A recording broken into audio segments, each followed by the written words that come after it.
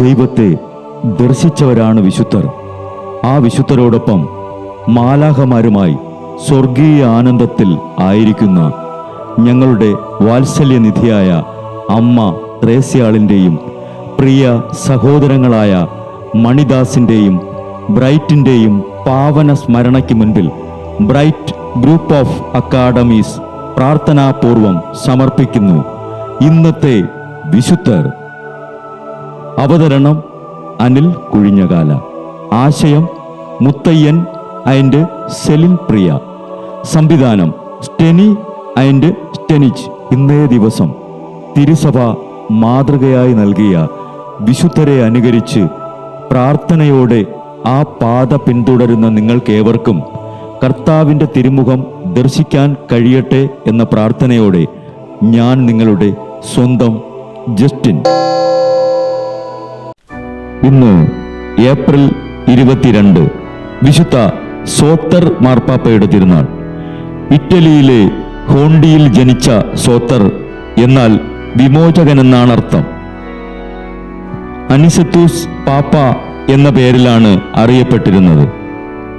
കൊറിന്തിലെ മെത്രാനായിരുന്ന Dionysius ഔദാര്യത്തിൻ്റെ പാപ്പ എന്നാണ് സോത്താറിനെ വിശേഷിപ്പിച്ചിരുന്നത്.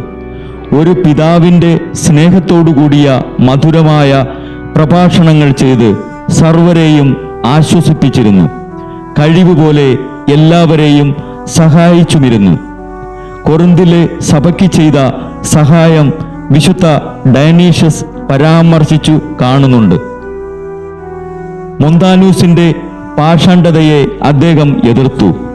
സോത്തർ മാർപ്പാപ്പയെക്കുറിച്ചുള്ള പഠനങ്ങൾ ആദിമകാലം മുതൽക്കുള്ള റോമാ മെത്രാന്റെ പ്രാമുഖ്യത്തെ സൂചിപ്പിക്കുന്നു. 4 കൊല്ലത്തെ തിരുസഭ ഭരണത്തിനു ശേഷം രക്തസാക്ഷിത്വം വരിച്ചു എന്നാണ് പാരമ്പര്യം. വിശ്വാസത്തെ പ്രതി പീഡകൾ സഹിച്ചവരെ സോത്തർ മാർപ്പാപ്പ ആശ്വസിപ്പിച്ചു. അവരുടെ ആശ്രിതർക്കും സഹായം നൽകി സ്നേഹം പ്രകടിപ്പിച്ചിരുന്നു. വിശുദ്ധ സോത്തർ മാർപ്പാപ്പയെ ഞങ്ങൾക്കു വേണ്ടിയും തിരുസഭ മുഴുവനു വേണ്ടിയും പ്രത്യേകം പ്രാർത്ഥിക്കണമേ.